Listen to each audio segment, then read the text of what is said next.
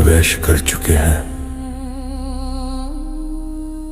Hindi novel master की उस गुप्त दुनिया में, जहां कहानियां सिर्फ लिखी नहीं जाती, जाग उठती है। यहां हर छाया के पीछे एक रहस्य छिपा है, हर कदम पर एक अनसुनी फुसफुसाहट, और हर कहानी आपको उस अंधेरे दरवाजे तक ले जाती है जिसे खोलने की हिम्मत हर किसी में नहीं होती। डिस्क्लेमर: इस संसार के सभी पात्र, घटनाएं और स्थान कल्पना के धुएं से जन्मे हैं। इनका किसी वास्तविक व्यक्ति, संस्था या घटना से कोई संबंध नहीं है। यदि कोई समानता लगे तो याद रखिए, संयोग भी कभी कभी कहानी का हिस्सा बन जाता है। ये सामग्री केवल मनोरंजन और कल्पनाओं की रहस्यमयी यात्रा के लिए है। अध्याय 581 गुरु देवांश कैसे काम करते हैं, इससे तुम्हारा कोई लेना देना नहीं है। उद्धरण चिन्ह ... उद्धरण चिन्ह। अनन्या सिंधिया पहले तो चौंक गई, फिर उसने अपना सिर हिलाया और आह भरी, मिस्टर देवांश, अभी के लिए ये शर्त रहने देते हैं। हालांकि अगर हम इस बार यहाँ से जिंदा बच निकले तो मैं तंत्र घाटी में एक मशहूर मनोचिकित्सक को जानती हूँ। मैं उनका खर्चा उठाऊंगी और तुम्हें दिखाऊंगी कैसा रहेगा। उद्धरण चिन्ह ... उद्धरण चिन्ह।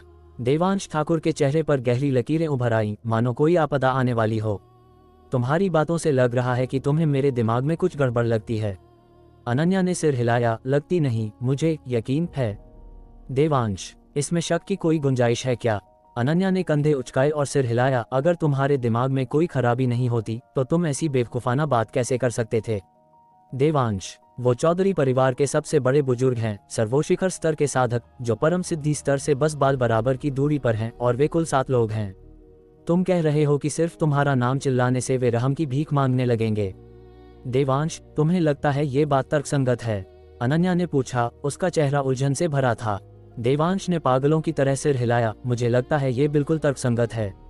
यकीन नहीं आता? आजमा के देख लो। आजमाना गया भाड़ में। मेरे लिए पूरी ताकत से लड़ना ज्यादा वास्तविक है। अपनी बात खत्म करने के बाद अनन्या पलटी और देवांश को अपने पीछे सुरक्षित करते हुए आगे बढ़ गई। उसका इरादा अब आर पार की लड़ाई का था। उसे एहसास भी नहीं हुआ कि अब उसकी बातें पहले की तुलना में कई गुना बढ़ गई थीं। देवांश ने हार न मानते हुए कहा, बस कोशिश तो करो। कोशिश करने में कोई पैसा नहीं लगता और तुम्हारा कुछ नुकसान भी नहीं होगा, है ना? अगर काम नहीं किया तो पूरी ताकत से लड़ने के लिए अभी देर नहीं हुई है। उद्धरण चिन्ह ... उद्धरण चिन्ह।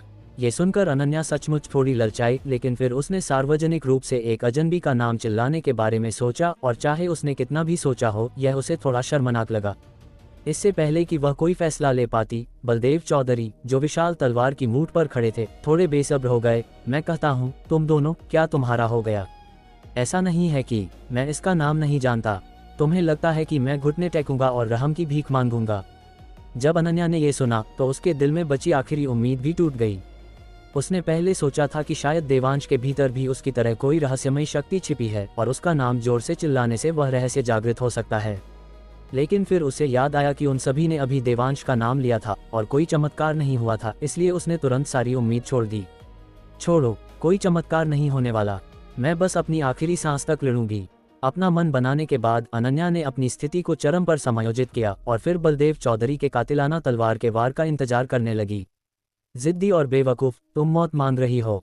ये देखकर कि अनन्या अभी भी समझौता करने को तैयार नहीं थी, बलदेव चौधरी ने तुरंत ठंडी आह भरी, अपना हाथ उठाया और इशारा किया। वह उड़ती तलवार एक चांदी की नदी की तरह सीधे अनन्या के माथे के बीचों बीच उड़ चली। जब सबने ये दृश्य देखा तो उन्हें तुरंत बलदेव चौधरी की ताकत का अंदाजा हो गया, और एक एक करके उन सभी ने अफसोस में आहें भरी, साथ ही मन बलदेव को अमानवीय होने के लिए कोसने लगे और अनन्या की बेवक मौत पर शोक मनाने लगे। जहां तक खुद अनन्या की बात थी, उस तलवार की शक्ति को देखने के बाद, भले ही वह अभी भी कई फीट दूर थी, उसके माथे में हल्की चुभन होने लगी थी और यहाँ तक कि उसकी सांसें भी अटक गई थीं। जैसा कि परम सिद्धि स्तर के करीब पहुंचने वाले एक मजबूत साधक से उम्मीद थी, बस एक हल्की सी चाल से मैं विरोध करने का विचार भी नहीं जुटा पा रही। अनन्या ने अपने दिल में चुपके से आह भरी, लगता है आज मेरा अंत यहीं लिखा है। बस अफसोस यह है कि मैं उस शख्स की इच्छा पूरी नहीं कर सकी और अब मैं उसे भी अपने साथ ले डूबूंगी। जैसे ही वह ये सोच रही थी, उसने बिजली की कौंध की तरह एक जाने पहचाने साए को अपने सामने प्रकट होते देखा, जिसने उसके लिए उस तलवार का रास्ता रोक दिया। उस साए के प्रकट होने का समय बिल्कुल सही था। इस पर अगर वह उसे रोकना भी चाहती तो बहुत देर हो चुकी थी। उस साए को अपनी आंखों के सामने मरते हुए देखकर वह अत्यधिक घबराहट में चिल्ला पड़ी, देवांश। यह मूल रूप से एक साधारण पुकार थी, उससे ज्यादा कुछ नहीं। लेकिन दिव्य मेघा आश्रम के मोटे और दुबले बुजुर्ग ऐसे कांप उठे जैसे डरे हुए पक्षी हों। फिर उन्होंने एक साथ देवांश की ओर देखा और देखा कि देवांश ने अपनी उंगली बढ़ाई और उस उड़ती तलवार को अनायास ही जकड़ लिया, जो उनके लिए भी थोड़ी मुसीबत थी। उस पर मोटे और दुबले बुजुर्गों का कलेजा मुंह को आ गया। उन्होंने बलदेव चौधरी की उड़ती तलवार को वापस धकेला, फिर भूमि गुप्त विद्या का इस्तेमाल करके भागने के लिए मुड़े। अभी से जाना चाहते हो? क्या मैंने कहा कि तुम जा सकते हो? देवांश की आवाज तेज नहीं थी, लेकिन मोटे और दुबले बुजुर्गों ने इसे साफ सुना। उनकी भूमि गुप्त विद्या, जो हमेशा एकदम सही काम करती थी, यह आवाज सुनने के बाद पूरी तरह विफल हो गई। वे अपनी जगह पर ही उछले, लेकिन वे जमीन के अंदर नहीं जा सके। और बाकी लगभग किसी ने भी देवांश के शब्द नहीं सुने, क्योंकि देवांश द्वारा अपनी उंगली से बलदेव चौधरी की उड़ती तलवार को जकड़ने के बाद वे पहले से ही हक्के बक्के थे। उनका दिमाग सुन्न हो गया था, वे अपने आसपास की हर चीज से बेखबर थे। यह भीड़ में किसी ने कई बार ये शब्द बोला, लेकिन बाकी का वाक्य नहीं बोल सका। उसकी हालत फिर भी ठीक थी, दूसरे तो एक आवाज भी नहीं निकाल पा रहे थे। उनके मुंह बस खुल और बंद हो रहे थे, वे हद से ज्यादा डरे हुए थे। खासकर अनन्या, उसने अभी उस तलवार का सीधे सामना किया था और जानती थी कि वह कितनी शक्तिशाली थी, इतनी कि वह विरोध करने का विचार भी नहीं जुटा पा रही थी। फिर भी देवांश ने उसे 2 उंगलियों से इतनी आसानी से पकड़ लिया। क्या उसका नाम चिल्लाने से सचमुच काम बन गया? वो फिर से शर्त जीत गया। अनन्या सन रह गई, काफी देर तक उबर नहीं पाए। बेशक सबसे ज्यादा हैरान बलदेव चौधरी थे।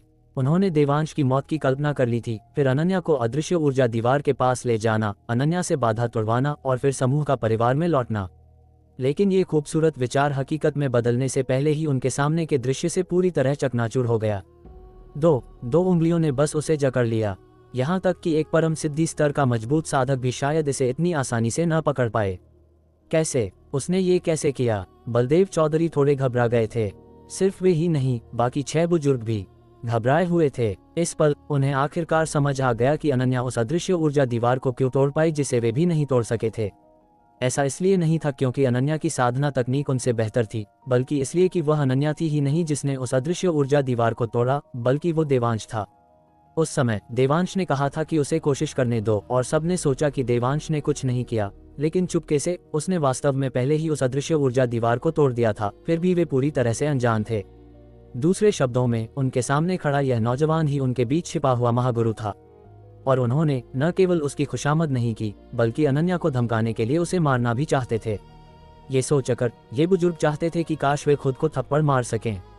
क्या मैं पूछ सकता हूँ, महाशय, आप असल में कौन हैं? आप अपनी ताकत अब तक क्यों छिपा रहे थे?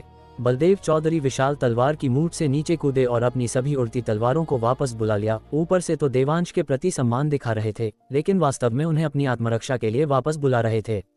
इससे पहले कि देवांश कुछ बोल पाता, दुबला बुजुर्ग अचानक बलदेव चौधरी के सामने प्रकट हुआ। फिर बलदेव के चेहरे पर जोरदार तमाचा मारा और डांटा, कमीने, क्या गुरु देवांश का नाम ऐसी चीज है जिसके बारे में तू पूछ सकता है? चेताक, मोटा बुजुर्ग भी किसी समय बलदेव चौधरी के सामने प्रकट हुआ, उसके चेहरे पर थप्पड़ मारा और गालियां दी, कमीने, क्या गुरु देवांश के काम करने का तरीका ऐसी चीज है जिसकी वजह पूछने की तेरी औकात है? अध्याय 582, जाना चाहते हो? क्या तुमने गुरु देवांश की इजाजत ली? मोटे और दुबले बुजुर्गों के थप्पड़, एक बाएं से और एक दाएं से, ने सीधे बलदेव चौधरी और वहां मौजूद हर शख्स को सन्न कर दिया। क्या हो रहा है? विहान चौधरी, जो पहले ही आधा रास्ता भाग चुका था, इस दृश्य को देखकर वहीं जम गया, हक्का बक्का रह गया।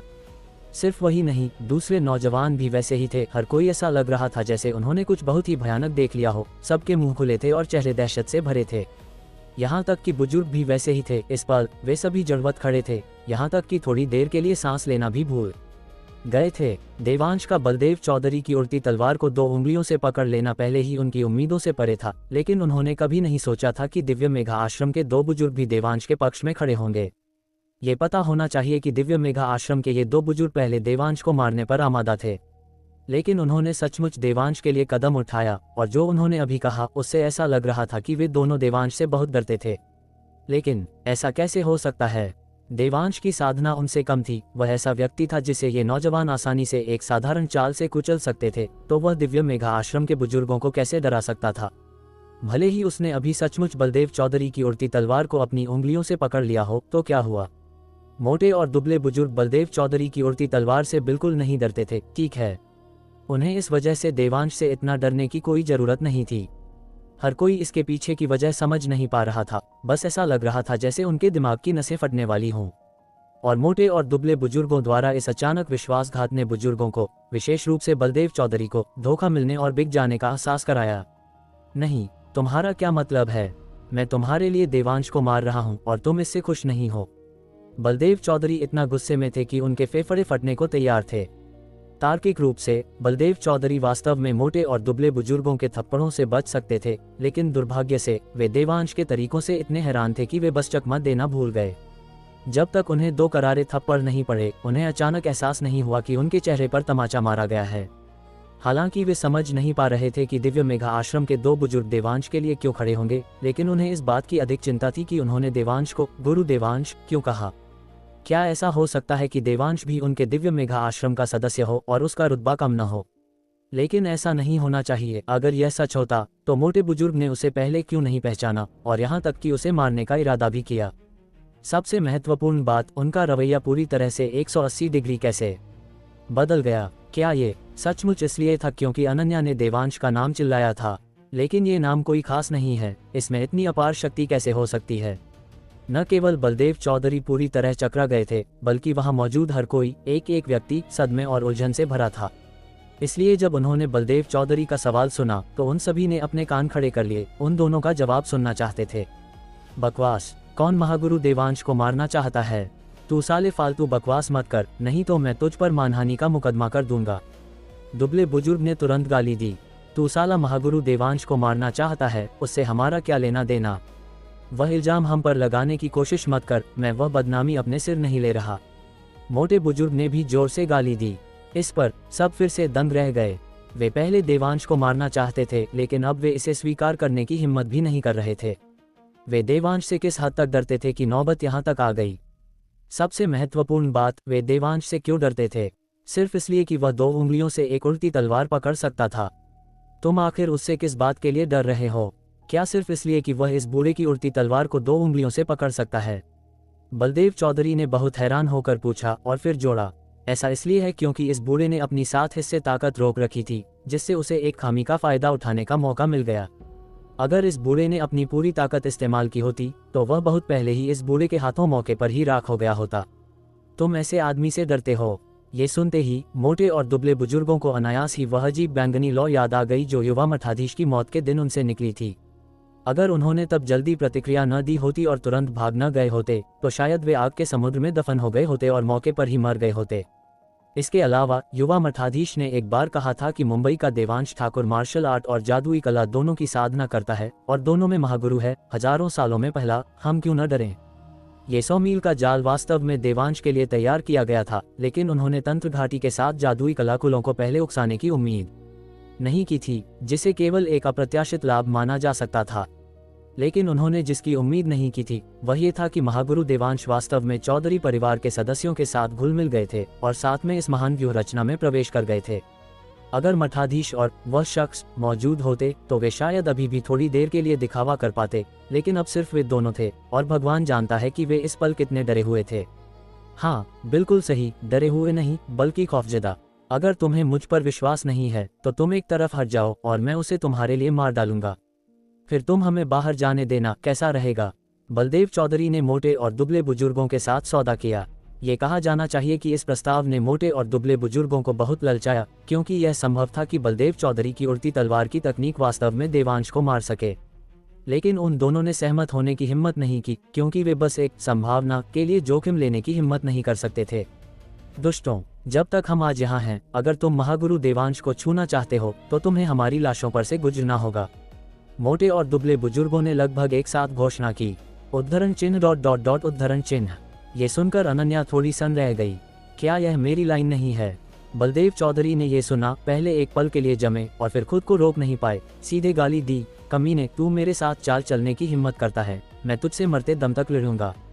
गुस्साए बलदेव चौधरी ने एक जोर की दहाड़ के बाद एक हाथ से अपनी कमर पर बंधी जेड बेल्ट पर थप्पड़ मारा और दर्जनों उड़ती तलवारें तुरंत बाहर निकल आई, एक अविश्वसनीय रूप से तेज गति के साथ उन दोनों की ओर वार करते हुए, जैसे कि उनसे आर पार की लड़ाई लड़ने को तैयार हों।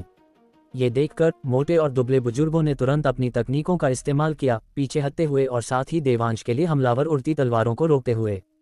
और बलदेव चौधरी ने इस चाल का इस्तेमाल करने के बाद बिल्कुल भी संकोच नहीं किया, मुड़े और जिस रास्ते से आए थे उसी रास्ते पर पागलों की तरह वापस भागने लगे। भागते हुए भास्कर बख्शी और अन्य बुजुर्गों से चिल्लाए, अगर अब नहीं तो कब भागोगे? जैसे ही उनकी आवाज गूंजी, बलदेव चौधरी पहले ही 33 फुट से अधिक दूर निकल चुके थे। उनकी गति इतनी तेज थी कि उनका किसी को बचाने का कोई इरादा नहीं था, यहाँ तक कि अपनी उड़ती तलवारों को भी अपने साथ ले जाने की योजना नहीं थी। इतना ही नहीं, इस बार उन्होंने बिल्कुल भी देर नहीं की, यहाँ तक कि जब वे विहान चौधरी के पास से गुजरे तो उन्होंने उसे लेने के लिए हाथ नहीं बढ़ाया, बस उसके पास से गुजर गए। सभी नौजवानों ने ये दृश्य देखते ही तुरंत समझ लिया, चौधरी परिवार के भविष्य के वारिस की रक्षा करने का बलदेव चौधरी का तथाकथित कारण पूरी तरह से उनकी अपनी कायरता को छिपाने का एक बहाना था। अन्य बुजुर्गों ने ये देखकर बिना किसी हिचकिचाहट के भागने के लिए मुड़े, यहाँ तक कि अनन्या को भी, जो उनकी यात्रा का उद्देश्य थी, अपने साथ नहीं लिया और इसके बजाय घने जंगल में गहराई की ओर भाग गए। हालांकि वे ज्यादा दूर नहीं गए थे कि दुबले बुजुर्ग का साया कौंधा सीधे स्वर्गीय उल्का नौ परिवर्तन को खोलते हुए और एक पल में उनके सामने प्रकट हो गया। भागने की सोच रहे हो? क्या तुमने महागुरु देवांश की इजाजत ली? अध्याय 583। कहना पड़ेगा, तुम्हारी और गुरु देवांश की औकात में जमीन आसमान का फर्क है। जब चौधरी और बख्शी परिवारों के बुजुर्गों ने दुबले बुजुर्ग को अचानक प्रकट होते देखा तो उन्होंने तुरंत अपने पैरों से जमीन में 2 से 3 फुट लंबी लकीरें खींच दी, बड़ी मुश्किल से खुद को रोक पाए। और जब उन्होंने दुबले बुजुर्ग के शब्द सुने तो सभी बुजुर्गों के चेहरे तुरंत काले पड़ गए। तुम्हारा क्या मतलब है? क्या देवांश तुम्हारे दिव्य मेघा आश्रम का कोई उच्च पदस्थ सदस्य है? बलदेव चौधरी ने गुस्से में पूछा, जबकि उनका दिमाग दौड़ रहा था, उन सभी उड़ती तलवारों को याद करते हुए जो खुद को बचाने के लिए मोटे बुजुर्ग के चारों ओर लिपटी हुई थीं। उसे बदनाम करने की हिम्मत मत करना। महागुरु देवांश एक प्रतिष्ठित व्यक्ति हैं, वह हमारे दिव्य मेघा आश्रम जैसे निचले दर्जे के संप्रदाय के सदस्य कैसे हो सकते हैं? दुबले बुजुर्ग ने जल्दी से कहा, डरते हुए कि अगर देवांश नाराज हो गया तो उसका हश्र भी युवा मठाधीश जैसा होगा, फटकर मर जाएगा। उद्धरण चिन्ह ... उद्धरण चिन्ह। ये सुनकर सबके चेहरों पर काली रेखाएं खींच गईं। दिव्य मेघा आश्रम के सदस्य के रूप में क्या अपने ही संप्रदाय के बारे में ऐसा बोलना वास्तव में ठीक है? हालांकि इस घटना से वे पूरी तरह से निश्चित हो सकते थे कि देवांश निश्चित रूप से दिव्य मेघा आश्रम का सदस्य नहीं था। इससे नौजवानों को काफी राहत मिली और अनन्या को भी सुकून मिला। उद्धरण चिन्ह ... उद्धरण चिन्ह। इसे सुनने के बाद बलदेव चौधरी पहले तो सन रह गए, फिर लगभग गिरते हुए पूछा, चूंकि वह तुम्हारे दिव्य मेघा आश्रम का सदस्य नहीं है और तुम दिव्य मेघा आश्रम के बुजुर्ग होने के नाते उसके हर आदेश का पालन करते हो, क्या ये तुम्हारे दिव्य मेघा आश्रम के लिए बहुत बड़ी शर्मिंदगी नहीं है? मैं किसके लिए काम करता हूँ, इससे तुम्हारा क्या लेना देना? दुबले बुजुर्ग ने सीधे गाली दी। इसके अलावा मैं महागुरु देवांश के चरित्र और प्रतिभा की प्रशंसा करता हूँ और मुझे उनके लिए काम करने में खुशी है। तुम इसमें क्या कर सकते हो? बलदेव चौधरी, चरित्र और प्रतिभा, क्या तुम्हारा कारण इससे ज्यादा बनावटी हो सकता है? अगर तुम कहते कि वह तुम्हारे मठाधीश का नाजायज बच्चा है तो यह इस कारण से कहीं ज्यादा विश्वसनीय होता। क्या तुम वाकई उस बच्चे देवांश के पालतू कुत्ते बनना चाहते हो? बलदेव चौधरी की आंखें धीरे धीरे भयावह हो गईं। पालतू कुत्ते? हमें इतना ऊंचा मत आंको, हम दोनों में महागुरु देवांश के पालतू कुत्ते बनने की भी योग्यता नहीं है, दुबले बुजुर्ग ने बड़े यकीन के साथ कहा। उनके आत्मविश्वास ने तुरंत वहां मौजूद बाकी सभी का आत्मविश्वास खत्म कर दिया। आखिर यहाँ चल क्या रहा है? दिव्य मेघा आश्रम का एक सम्मानित बुजुर्ग, जिसकी ताकत चौधरी और बख्शी परिवारों के बुजुर्गों को कुचल देती है, फिर भी वह कहता है कि उसके पास देवांश का पालतू कुत्ता बनने की भी योग्यता नहीं है। क्या वह हमारे साथ मजाक कर रहा है? आखिर ये देवांश है कौन कि वह तुम्हें इतना खौफजदा कर सकता है? बलदेव चौधरी ने भौहें सिकोड़ते हुए पूछा। उनके चेहरे पर भयावह भाव धीरे धीरे उभर रहा था। हालांकि दुबले बुजुर्ग ने ठंडी हंसी हंसी और तिरस्कार पूर्वक कहा, जानना चाहते हो? जाओ महागुरु देवांश के सामने घुटने टेको और उनसे पूछो। कमीने, तुम हद पार कर रहे हो। हम बस तुम्हारे साथ उलझना नहीं चाहते, यह मत सोचो कि हम वास्तव में तुमसे डरते हैं। बलदेव चौधरी दहाड़े और उनके पास मंडराती उड़ती तलवारें तुरंत हवा के खिलाफ आकार में बढ़ गईं। एक पल में लगभग 10 फुट लंबी विशाल तलवारों में बदल गईं, दुबले बुजुर्ग के सिर के ऊपर मंडराते हुए असाधारण रूप से तेज दिखाई दे रही थीं। आओ दादाजी को देखने दो, तुम आखिर कैसे नहीं डरते? दुबले बुजुर्ग ने तिरस्कार भरे चेहरे के साथ पूछा। पहले वह केवल संप्रदाय के आदेशों का पालन कर रहा था, जो नौकरी करने जैसा था, इसलिए बलदेव चौधरी और अन्य लोगों के साथ चाल चलने का उसका उत्साह अधिक नहीं था। लेकिन अब वह अपनी जान बचाने के लिए बेतहाशा प्रदर्शन कर रहा था, जो अपना खुद का बिजनेस शुरू करने जैसा था। थोड़ी सी भी चूक बिजनेस फेल होने और उसकी जान जाने का कारण बन सकती थी, इसलिए उसका उत्साह एक पल में 7वें आसमान पर पहुंच गया। आखिरकार बलदेव चौधरी और अन्य लोगों ने अनन्या को घुटने टेकने पर मजबूर करने के लिए देवांश को मारने की योजना बनाई थी। इस दुश्मनी के साथ उसे स्वाभाविक रूप से देवांश को शांत करने और खुद के लिए उम्मीद की एक किरण सुरक्षित करने के लिए बलदेव चौधरी और अन्य लोगों को पूरी तरह से तड़पाना था। लेकिन ऐसा लग रहा था कि वे दोनों भूल गए कि उन्होंने भी कभी देवांश को मारने का विचार किया था। बलदेव चौधरी और अन्य लोगों ने दुबले बुजुर्ग के शब्द सुनने के बाद एक दूसरे की ओर देखा और फिर बलदेव चौधरी को ये कहते सुना, इस आदमी की चाल ढाल अजीब है। अगर हम भागने की कोशिश करते हैं तो हम निश्चित रूप से इससे आगे नहीं निकल सकते, इसलिए हम केवल अपनी पूरी ताकत से लड़ सकते हैं। अब यही एकमात्र रास्ता है। भास्कर बख्शी ने गहरी भरिकुटी तानी, लेकिन जल्दी ही सिर हिला दिया। वह वास्तव में यहाँ उलझना नहीं चाहता था। आखिरकार उनके बख्शी परिवार का वारिस और उसकी खूबसूरत महिला साथी इस समय पहले ही सीमा रेखा पर थे और उनके लिए बचना अभी भी बहुत संभव था। विहान चौधरी के विपरीत, जो पहले ही चौधरी परिवार के सदस्यों के साथ इकट्ठा हो गया था और अब उसके अकेले भागने की कोई उम्मीद नहीं थी। तुम सब उसके शरीर को जकड़ने की जिम्मेदारी लो और हम तीनों इस कुत्ते की जान लेंगे। बलदेव चौधरी ने तुरंत व्यवस्था की। जैसे ही ये शब्द बोले गए, भास्कर बख्शी और अन्य 4 ने तुरंत अपनी अपनी स्थिति ले ली। दुबले बुजुर्ग को अस्थायी रूप से नियंत्रित करने के लिए बख्शी परिवार की जल बंधन तकनीक का इस्तेमाल करने का इरादा किया। अपनी स्थिति लेने के बाद उन्होंने संकोच नहीं किया और हाथ की मुद्राएं बनानी शुरू कर दी। फिर चारों ने एक साथ हाथ बढ़ाए और जमीन पर थप्पड़ मारा। समतल घास के मैदान से तुरंत पानी के ड्रैगन की धाराएं निकली, जो दुबले बुजुर्ग की ओर लपकीं। दुबला बुजुर्ग, जिसे फंसने का अनुभव था, उसने लापरवाह होने की हिम्मत नहीं की और तुरंत भास्कर बख्शी पर हमला करने के लिए स्वर्गीय उल्का नवपरिवर्तन का इस्तेमाल किया, जिसका इरादा पहले नेता को पकड़ना था। एक बार जब जादूगर टूट जाता तो जल बंधन तकनीक स्वाभाविक रूप से अपने आप टूट जाती। हालांकि भास्कर बख्शी और अन्य लोगों को शायद इसका अनुमान था। जैसे ही दुबले बुजुर्ग का शरीर दिखाई दिया, जमीन से तुरंत 5 पानी के ड्रैगन निकले, सीधे उसके हाथ, पैर और गर्दन को जकड़ लिया, उसे पूरी तरह से बांध दिया। भाई बलदेव, वह पकड़ा गया, जल्दी अपना वार करो।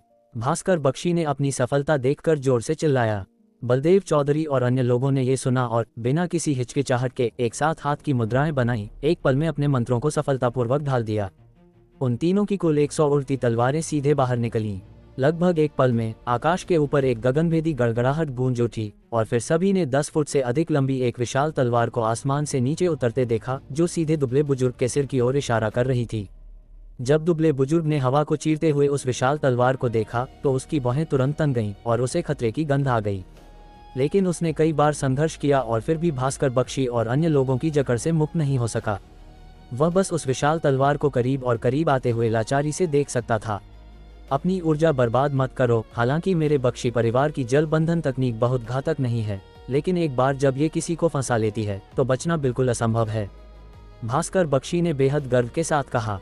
ये सुनते ही दुबले बुजुर्ग ने उस विशाल तलवार को देखा, जो पहले ही प्रकाश की एक लकीर में बदल चुकी थी। उसका दिल एक पल के लिए दहल गया।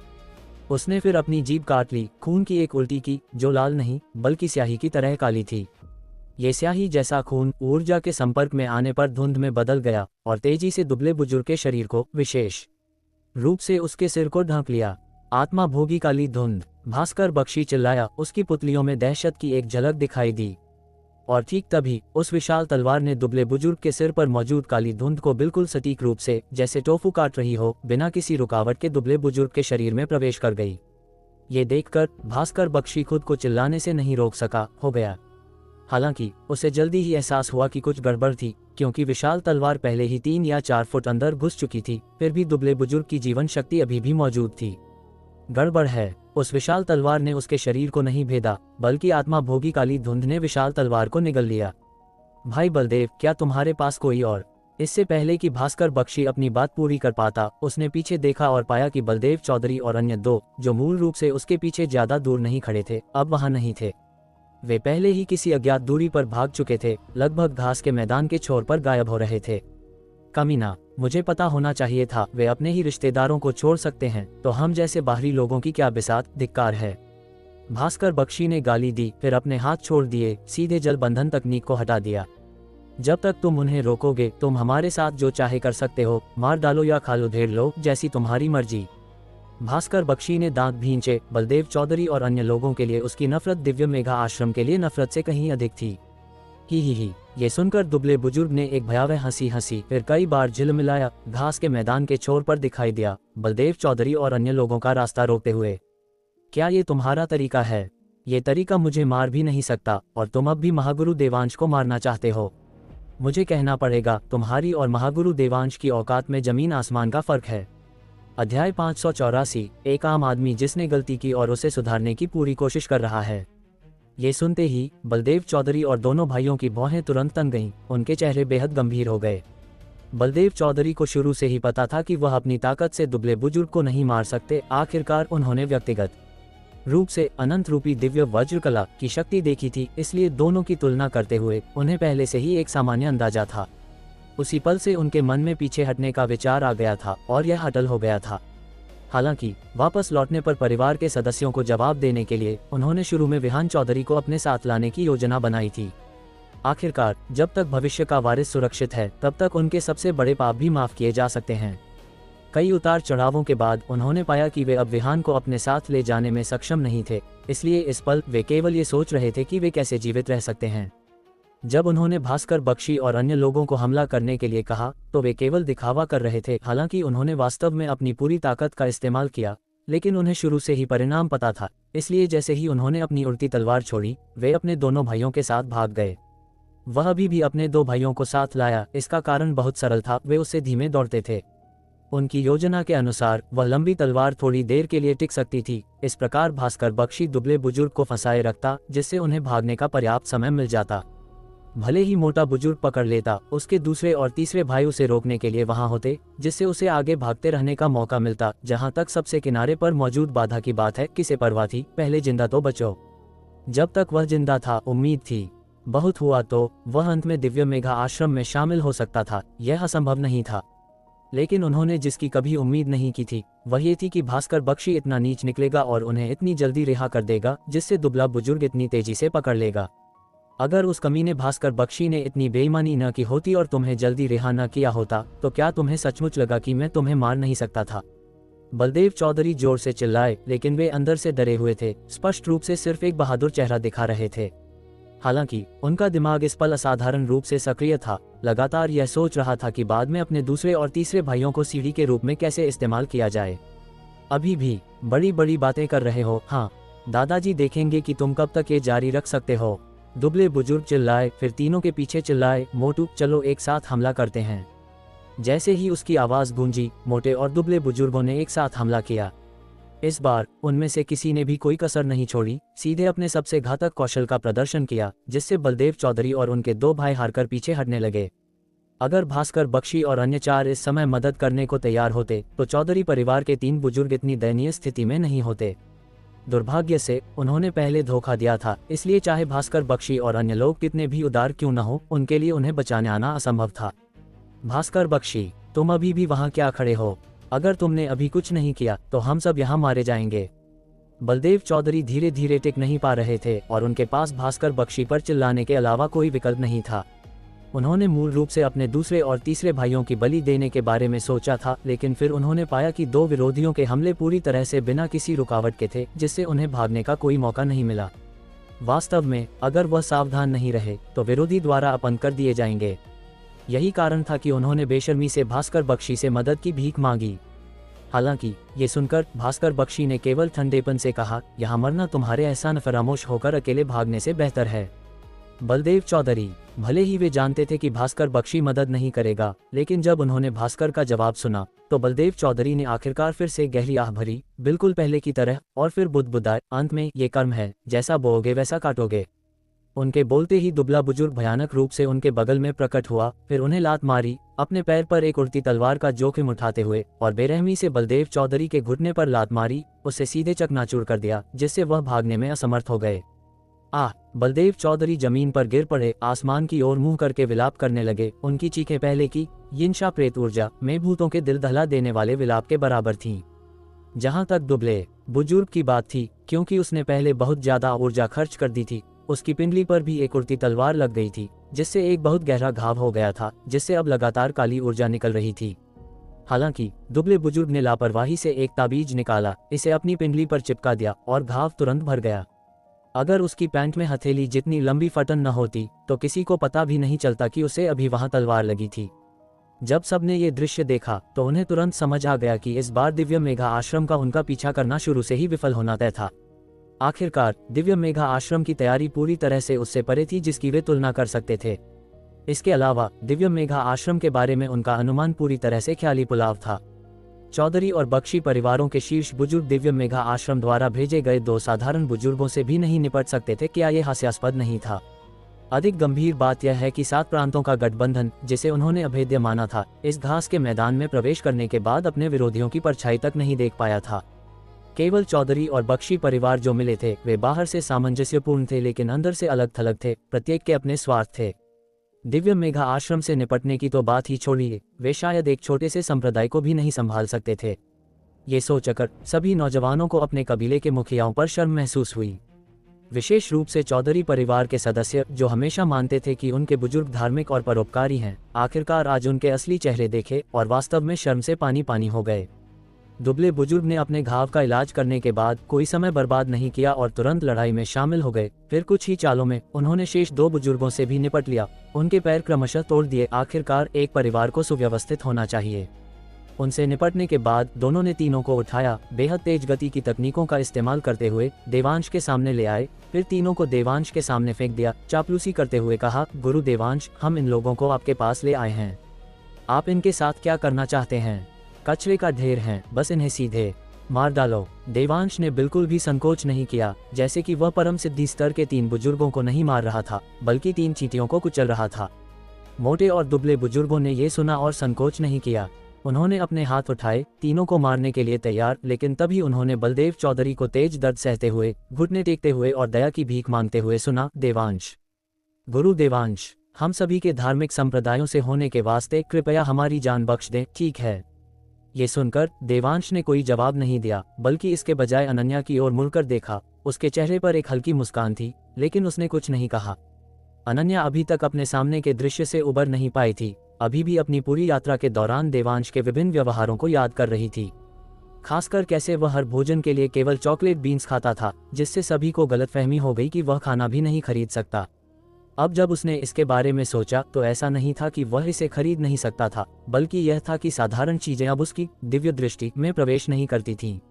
और उसका आत्मविश्वास, अब जब उसने इसके बारे में सोचा तो यह उसका अहंकार नहीं था, बल्कि यह था कि उसके पास वास्तव में अकेले ही दिव्य मेघा आश्रम का पीछा करने और मारने की ताकत थी। उनके विपरीत जिन्होंने इतना बड़ा तमाशा खड़ा किया, केवल दिव्य मेघा आश्रम के सदस्यों द्वारा बुरी तरह से पराजित होने के लिए। अगर देवांश नहीं होता, ये अहंकारी और घमंडी व्यक्ति, तो शायद वे बहुत पहले ही पूरी तरह से मिटा दिए गए होते। अब देवांश को ऐसी मुस्कान के साथ अपनी ओर देखते हुए अनन्या को नहीं पता था कि उसका क्या मतलब है, इसलिए उसने भौं सिकुड़ी और पूछा, तुम मेरी तरफ क्यों देख रहे हो? देवांश ने अपनी ठुड्डी से बलदेव चौधरी और अन्य लोगों की ओर इशारा किया, फिर पूछा, क्या तुम्हें अब यकीन है? ये सुनकर अनन्या को अचानक एहसास हुआ, देवांश ने पहले उसके साथ एक शर्त लगाई थी, जिसमें कहा गया था कि जब तक वह उसका नाम जोर से चिल्लाएगी, बलदेव चौधरी और ये लोग घुटने टेकेंगे और उससे रहम की भीख मांगेंगे। उस समय उसने सोचा था कि देवांश पागल है, और यहाँ तक कि उसके लिए एक प्रसिद्ध न्यूरोलॉजिस्ट से संपर्क करने पर भी विचार किया था, लेकिन अब ऐसा लग रहा था कि यह सब वास्तव में सच था। देवांश, तुम आखिर हो कौन?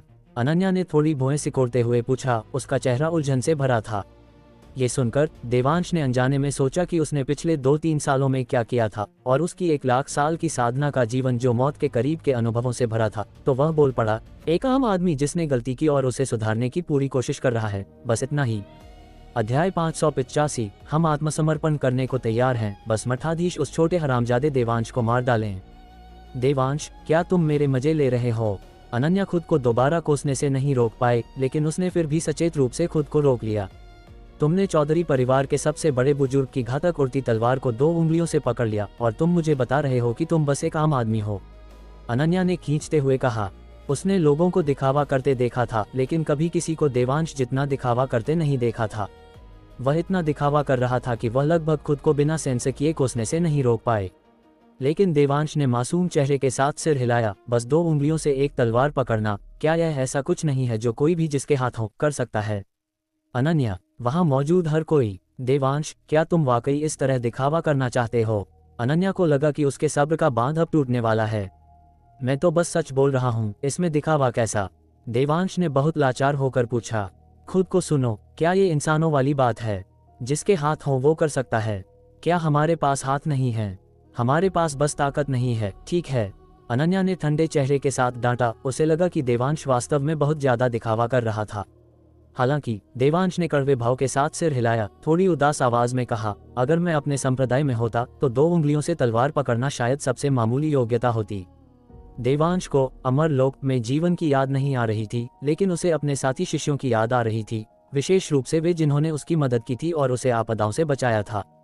यहाँ तक कि यह बिना किसी अतिशयोक्ति के कहा जा सकता है कि अगर वे नहीं होते तो देवांश अब तक जीवित नहीं रह पाता। उसके बहुत पहले ही टुकड़े टुकड़े हो गए होते और उसे दफनाने के लिए जगह भी नहीं मिलती। इसलिए देवांश ने हमेशा इन लोगों को अपने दिल में रखा। अपनी वापसी के बाद से इस दौरान वह कभी कभी उनके बारे में सोचता था कि वे अब कैसे होंगे। हालांकि देवांश का अनुमान था कि चूंकि खुद जैसा सुपर पावरफुल शख्स संप्रदाय से निकला है तो उनका जीवन बहुत दुखी नहीं होना चाहिए और शायद उनका सम्मान भी किया जाता होगा। सच में, क्या तुम्हारे संप्रदाय में हर कोई इतना भयानक रूप से शक्तिशाली है? अनन्या पूरी तरह सन्न रह गई। यहाँ तक कि दिव्य मेघा आश्रम के मोटे और दुबले बुजुर्ग भी अब सदमे से भरे थे। देवांश ने यह सुनने के बाद सिर हिलाया, फिर बड़े यकीन के साथ कहा, अगर कुछ अप्रत्याशित नहीं होता है तो वे शायद अपने हाथ की एक लहर से सितारों को चकनाचूर कर सकते हैं और एक नज़र से नक्षत्रों को धुंधला कर सकते हैं। उद्धरण चिन्ह ... उद्धरण चिन्ह। भीड़, जो देवांश के जवाब का इंतजार कर रही थी, उसकी बात सुनकर तुरंत दिलचस्पी खो बैठी। खासकर अनन्या, जिसने 2 टूक कहा, हम तुम्हें अपने संप्रदाय की उचित तारीफ करने की अनुमति देते हैं, लेकिन हमने तुम्हें अंतहीन डींगे हाँकने के लिए नहीं कहा। खुद को सुनो, क्या ये इंसानों वाली बात है? किस तरह का गंभीर व्यक्ति उस स्तर को हासिल कर सकता है? ये किसी देवता से कैसे अलग है? देवांश ने यह सुना, अपनी नाक रगड़ी और खुद पर हंसा। एक मायने में उन्हें वास्तव में देवता कहा जा सकता है। उद्धरण चिन्ह ... तुम कहते हो कि वे देवता हैं, तुम बस ये क्यों नहीं कह देते कि तुम देवता हो? अनन्या ने इस बार सिर हिलाया, कसम खाई कि वह देवांश से दोबारा बात नहीं करेगी। उसमें कुछ क्षमता तो थी, लेकिन वह वास्तव में बहुत अविश्वसनीय था। उसने अपने संप्रदाय की आसमान तक तारीफ करने के लिए अपनी छोटी चालों का सहारा लिया। क्या अंतिम लक्ष्य सिर्फ ये साबित करना नहीं था कि वह कितना जबरदस्त था? ऐसा व्यक्ति जिसमें इतना अहंकार हो, अंततः महानता हासिल करने में विफल रहेगा। देवांश ने खुद को कमतर आंकते हुए कहा, मैं अभी भी उससे बहुत दूर हूँ, मुझे कड़ी मेहनत करते रहना होगा। यह मूल रूप से एक विनम्र बयान था, लेकिन इस पर देवांश के मुंह से निकलकर यह अविश्वसनीय रूप से घमंडी लग रहा था। अनन्या ने अपनी कसम निभाई और चुप रही। देवांश से बात नहीं की, मुख्य रूप से आंख ओझल, पहाड़ ओझल पर ध्यान केंद्रित किया। वहां मौजूद अन्य लोगों ने भी देवांश की बातों को गंभीरता से नहीं लिया। सभी सोच रहे थे कि वह बस मनगढ़ंत बातें कर रहा है और लापरवाही से डींगे हाँक रहा है। जहां तक मोटे और दुबले बुजुर्गों की बात थी, क्योंकि बलदेव चौधरी और अन्य लोग रहम की भीख मांग रहे थे और उन्हें अभी तक गुरु देवांश से कोई जवाब नहीं मिला था, उन्होंने जल्दबाजी में काम करने की हिम्मत नहीं की। क्या होगा अगर गुरु देवांश ने उन्हें न मारने का फैसला किया? तो क्या वे गुरु देवांश की इच्छा का उल्लंघन नहीं कर रहे होंगे? अब ये देखकर कि गुरु देवांश ने अनन्या से बात करना बंद कर दिया है, उन्होंने अत्यधिक चापलूसी के साथ पूछा, गुरु देवांश, आप उनके बारे में क्या सोचते हैं? क्या उन्हें अभी भी मारा जाना चाहिए? वे बस कचरे का ढेर हैं। उनके जीने से बस हवा बर्बाद होती है, तो क्यों न उन्हें मार दिया जाए? देवांश ने कहा, अंतिम निर्णय लेते हुए। देवांश द्वारा तय किए गए इस लहजे के साथ मोटे और दुबले बुजुर्ग अब नहीं हिचकिचाए और सीधे बलदेव चौधरी के सिर पर वार करने के लिए आगे बढ़े।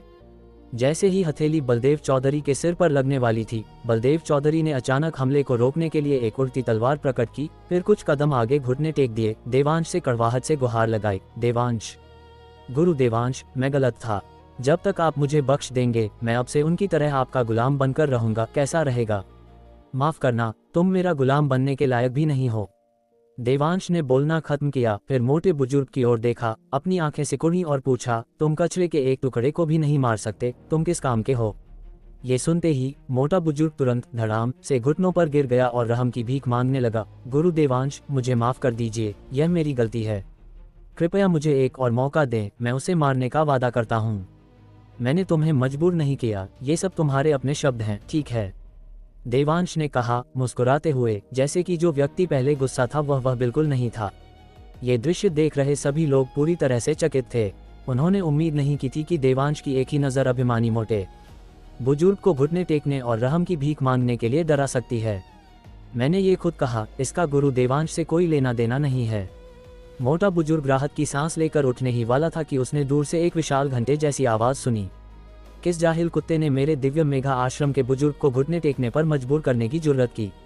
आवाज़ पहले बहुत दूर थी, जैसे सैकड़ों फीट दूर हो, लेकिन जल्द ही आवाज़ का मालिक सबके सामने प्रकट हो गया। वह बबूले जैसे बालों और बच्चे जैसे चेहरे वाला एक बूढ़ा व्यक्ति था। उसकी समग्र जीवन शक्ति और आत्मा से वह 60 से ऊपर का नहीं दिखना चाहिए, लेकिन उसकी वास्तविक उम्र कम से कम 100 से ऊपर थी, संभवतः 200 साल से भी अधिक। इस पल वह लोगों से घिरा हुआ था, जिससे उसका पूरा आभामंडल अविश्वसनीय रूप से भव्य दिखाई दे रहा था, जो दर्शाता था कि वह कोई छोटा मोटा व्यक्ति नहीं था। ये देखकर मोटे और दुबले बुजुर्ग बिना एक शब्द बोले सीधे उस व्यक्ति के सामने प्रकट हुए, फिर गुलामी के भाव से झुके। मठाधीश, आप आखिरकार आ गए। हमने सोचा था कि हम इस जीवन में आपको दोबारा कभी नहीं देख पाएंगे। मठाधीश, वह दिव्य मेघा आश्रम का मठाधीश है। इस बार यहाँ आने का उनका मुख्य लक्ष्य उसका सिर लेना और 7 जादुई कलाकुलों के बीच सफलतापूर्वक शीर्ष पर पहुंचना था। लेकिन अब उससे निकलने वाली दम घोटने वाली आभा को देखकर वे आखिरकार समझ गए कि उनके पिछले विचार कितने दयनीय और हास्यास्पद थे। बेकार कचरा, मैंने तुम्हें चौधरी और बख्शी परिवारों से निपटने के लिए भेजा था और तुम खुद दूसरों के सामने पहले घुटने टेक रहे हो। तुमने दिव्य मेघा आश्रम को पूरी तरह शर्मसार कर दिया है। मठाधीश दहाड़े और अपने हाथ की एक लहर के साथ जादुई शक्ति के एक ठोस झोंके ने मोटे और दुबले बुजुर्गों को जमीन में पटक दिया, जिससे वे बेहोश हो गए और उनका भाग्य अज्ञात था। ये देखकर सबकी आंखें फटी की फटी रह गईं और वे अनायास ही बोल पड़े, परम सिद्धि स्तर। इससे पहले कि मोटे और दुबले बुजुर्ग जमीन से होश में आ पाते, बलदेव चौधरी की आवाज अचानक गूंज उठी, हे परम आदरणीय मठाधीश, हम चौधरी परिवार के बुजुर्ग आत्मसमर्पण करने को तैयार हैं। हम केवल यह मांगते हैं कि प्रभु उस छोटे हरामजादे देवांश को मार डालें। अध्याय 586। वास्तु के हिसाब से चुनिंदा जगह जहां तुम्हें हमेशा के लिए शांति मिलेगी। ये सुनते ही चौधरी परिवार के नौजवान शर्म के मारे इतने पानी पानी हो गए कि मन कर रहा था कि जमीन फट जाए और वो उसमें समा जाएं। साला, इससे ज्यादा बेइज्जती और क्या होगी। माना कि वो चौधरी परिवार के बड़े पापा हैं और दिव्य मेघा आश्रम के एल्डर से जीत नहीं पाए, ये समझ आता है। जान बचाने के लिए अकेले भाग खड़े हुए, चलो ये भी समझ आता है। लेकिन लड़ाई शुरू होने से पहले ही दुश्मन के पैरों में गिर जाना, ये तो बर्दाश्त के बाहर था। बड़े पापा, मैंने पहले ही कहा था, जिस पल आपने अपने परिवार और रिश्तेदारों को छोड़ा, आप उसी पल चौधरी परिवार के लिए मर चुके थे। आइंदा अपनी जुबान संभालना, खुद को चौधरी परिवार का एल्डर कहने की जुर्रत भी मत करना। आप बेशर्म हो सकते हैं, लेकिन हमारी इज्जत अभी बाकी है। विहान चौधरी ने दूर खड़े होकर जोर से चिल्लाया, लेकिन बलदेव चौधरी ने इन बातों को अनसुना कर दिया। इसके बजाय उन्होंने दिव्य मेघा आश्रम के मठाधीश के सामने सिर झुकाकर दंडवत प्रणाम किया और उनके जवाब का इंतजार करने लगे।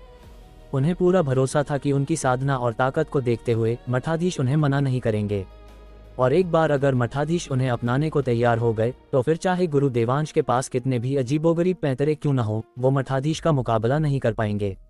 उस समय न केवल उनकी जान बच जाएगी, बल्कि उन्हें धीरे धीरे गुरु देवांश को तड़पा तड़पा कर मारने का मौका भी मिलेगा। शायद उन्हें चौधरी और बख्शी परिवार की खूबसूरत औरतों का मजा चखने का मौका भी मिल जाए।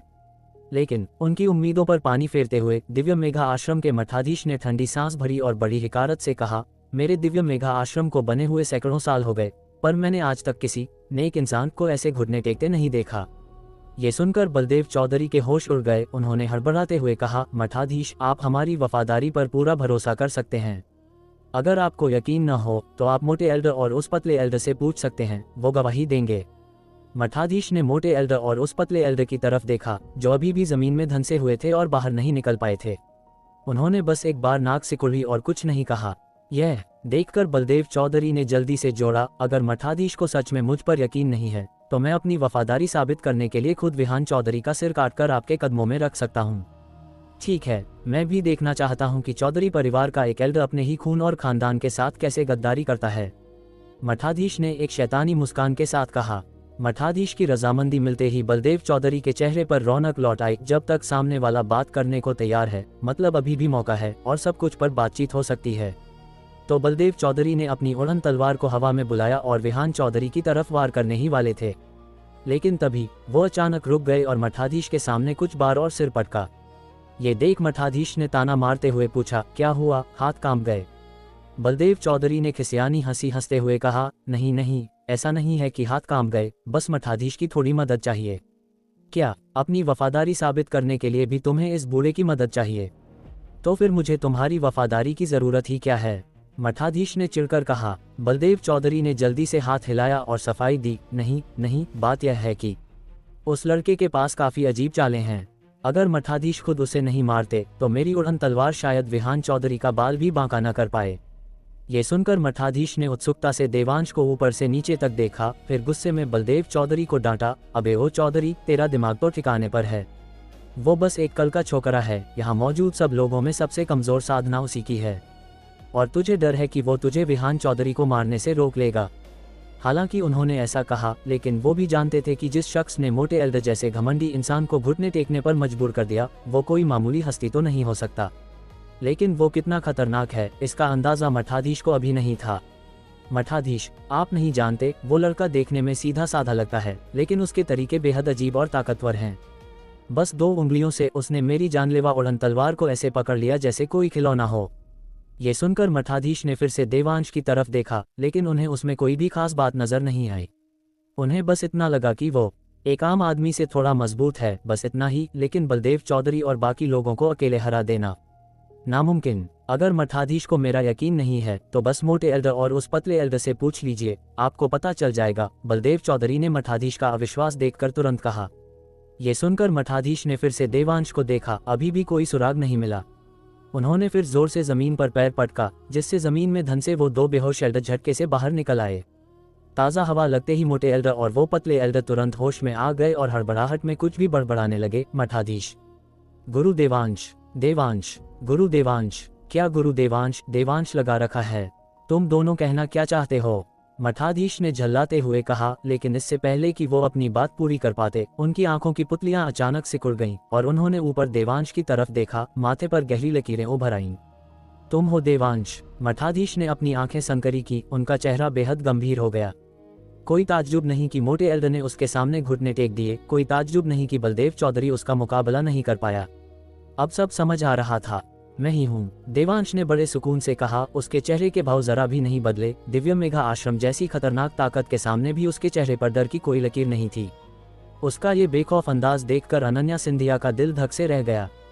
सोचिए तो, सामने वाली फौज में कई 100 लोग थे और उनकी साधना भी काफी खतरनाक लग रही थी। सबसे बड़ी बात, उनके लगभग सभी एल्डर वहां मौजूद थे। अगर उन्होंने एक साथ हमला कर दिया तो देवांश अकेला उनका सामना कैसे करेगा? इतना ही नहीं, दुश्मन की कतारों में अनन्या सिंधिया को एक बेहद खतरनाक आभा महसूस हो रही थी, लेकिन वो समझ नहीं पा रही थी कि यह शख्स कौन है, जिससे साफ था कि दुश्मन की साधना उसकी समझ से बहुत परे थी। बहुत बढ़िया, इससे हमारी मेहनत बच गई। हमें तुम्हें यहाँ बुलाने के लिए किसी को भेजना नहीं पड़ा, मठाधीश ने रोंगटे खड़े कर देने वाली आवाज में कहा। चौधरी और बख्शी परिवार, इतनी माथापच्ची के बाद पता चला कि यह महाव्यूह हमारे लिए था ही नहीं। इतना बड़ा ताबीजों का जाल बिछाने का मकसद सिर्फ एक आदमी से निपटना था, तो क्या हम सब शुरू से ही इस ताबीज महाव्यूह में घुसने के लायक भी नहीं समझे गए? आखिर ये देवांश है कौन, जिसके लिए दिव्य मेघा आश्रम ने इतनी बड़ी फौज खड़ी कर दी? उस हद तक कि तंत्र घाटी के साथ जादुई परिवारों का हमारा पीछा करना तो इनके लिए बच्चों का खेल लग रहा है। तंत्र घाटी के साथ जादुई परिवारों के गठबंधन को अकेले दम पर दबा देना, देवांश, क्या यही तुम्हारा आत्मविश्वास है? अनन्या सिंधिया ने धीरे से बड़बड़ाया। उद्धरण चिन्ह ... उद्धरण चिन्ह। ये सुनकर सभी नौजवान चुप हो गए। उन्हें पहले लगा था कि उन्होंने देवांश को बहुत पीछे छोड़ दिया है, लेकिन उन्हें सपने में भी गुमान नहीं था कि वो उसकी धूल के बराबर भी नहीं है। उस भारी अंतर ने उन्हें बेहद निराश कर दिया। मुझे जो चाहिए वो अभी तक मिला नहीं है। भले ही तुम जमीन के पाताल में भी छिप जाओ, मैं तुम्हें ढूंढ निकालूंगा, देवांश ने हल्के से कहा। बातचीत के दौरान रुके हुए उस पल में उसने पहले ही उनके चारों ओर एक और भी अभेद्य और मजबूत घेरा बना दिया था, जिसका मकसद दिव्य मेघा आश्रम के बचे खुचे लोगों को भागने से रोकना था। बहुत खूब, इस तरह हमें तुम्हें ललचा कर यहाँ लाने के लिए खास तौर पर लोग नहीं भेजने पड़ेंगे। मठाधीश ने सिर हिलाया, फिर अपने हाथ फैलाए और पूछा, कैसा लगा? वास्तु के हिसाब से तुम्हारे लिए चुनी गई एक खास जगह और एक ताबीज़ों के उस्ताद को खास तौर पर तुम्हारे लिए महाव्यूह बनाने के लिए बुलाया गया है, ताकि तुम यहाँ हमेशा के लिए सो सको। यह मेहमाननवाजी में कोई कमी तो नहीं है ना? अध्याय 587, जो मुझे चाहिए वो दे दो तो शायद तुम्हारी लाश सही सलामत छोड़ दूं। मठाधीश की बातें सुनकर और मोटे एल्डर और उस पतले एल्डर का देवांश के प्रति वो डर और सम्मान याद करके वहां मौजूद हर किसी को माजरा समझ आने लगा था। उनके चेहरे, जो पहले हिकारत से भरे थे और सोचते थे कि देवांश बस डींगे हाँक रहा है, अब जबरदस्त श्रद्धा और सम्मान में बदल गए। हालांकि दिव्य मेघा आश्रम के मठाधीश ने अभी तक इसका खुलासा नहीं किया था और देवांश ने इसे स्वीकार नहीं किया था, इसलिए वे सब अपनी सांसें थामे हुए थे, अपनी अंदरूनी उत्तेजना को जबरदस्ती दबाए हुए, एक शब्द भी नहीं बोल रहे थे। जैसे ही देवांश जवाब देने वाला था, उसने अनन्या सिंधिया की हैरान आवाज सुनी, जिसने मन कसम खाई थी कि वो उससे दोबारा बात नहीं करेगी। देवांश, तुम आखिर हो कौन? दिव्य मेघा आश्रम के लोग सिर्फ तुमसे निपटने के लिए इतनी बड़ी फौज क्यों खड़ी करेंगे?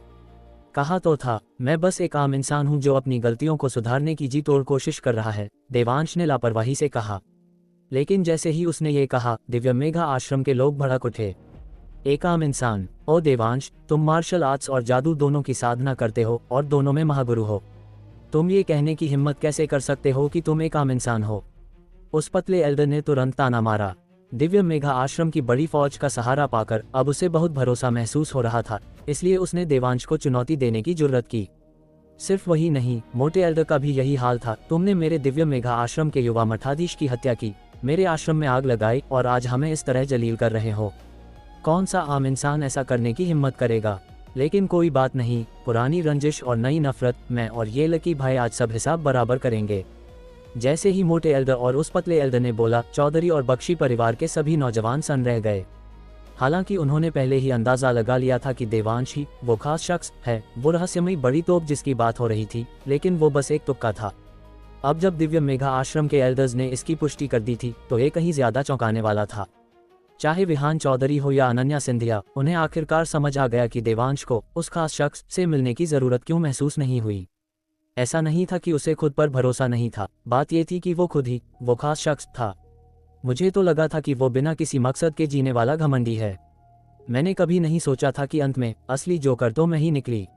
अनन्या सिंधिया ने अपना सिर हिलाया, खुद पर ही अफसोस जताते हुए। उसका दिल जज्बातों के भंवर में फंसा था, समझ नहीं आ रहा था कि उस पल अपनी भावनाओं को कैसे बयां करे। जहां तक विहान चौधरी का सवाल था, उसका चेहरा शर्म से लाल हो रहा था, जैसे किसी ने उसे गदा से कई बार पीटा हो। वो कर भी क्या सकता था? इससे पहले वो हमेशा देवांश की रक्षा करना चाहता था और उसके सामने चौधरी परिवार की शेखियां बघारता रहता था। लेकिन अंत में जिन चीजों पर उसे इतना घमंड था, वो देवांश के सामने दो कौड़ी की निकली। और बख्शी परिवार के नौजवान, वो तो पछतावे से मरे जा रहे थे। अगर उन्हें पहले पता होता कि यही वो रहस्यमयी बड़ी तोप है, तो वो बेशर्मी से उसकी चापलूसी करने पहुंच जाते। अब वो ऐसी मुसीबत में क्यों फंसते? सबसे ज्यादा अफसोस जाहिर है बलदेव चौधरी और भास्कर बख्शी को हो रहा था।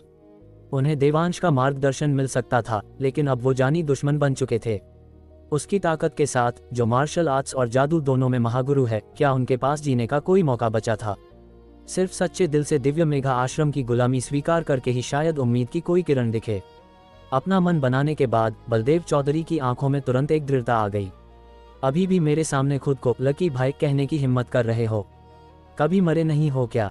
देवांश ने उन लोगों को और उनके ख्याली पुलावों को नजरअंदाज किया और इसके बजाय मोटे एल्डर को अपनी जलती हुई आंखों से देखा, चेहरे पर वही बेपरवाही लिए हुए।